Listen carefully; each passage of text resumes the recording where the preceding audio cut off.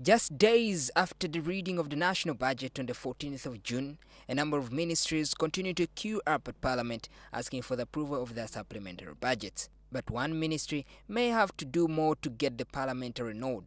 The Internal Affairs Ministry, charged with issuing the National ID codes, finds itself pressed over a botched National IDs project in which it delivered only 400 cards for a 200 billion shillings allocation. Tell me any single country in the world where people have paid for the national identification.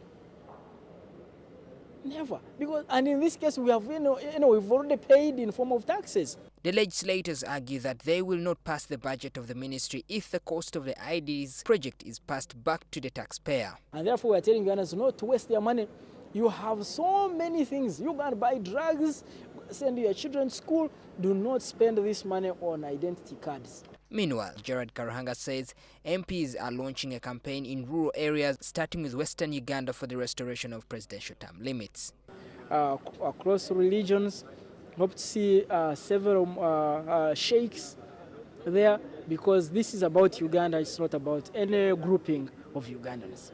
If they are members of NRM, then I'm sure they know that for such an amendment to take place, the discussion must first move through the relevant party structures. As government is concentrating on service delivery, and we think this talk of removal of term limits is simply diversionary. In 1995, when they wrote the Constitution, they were never consulted to remove it.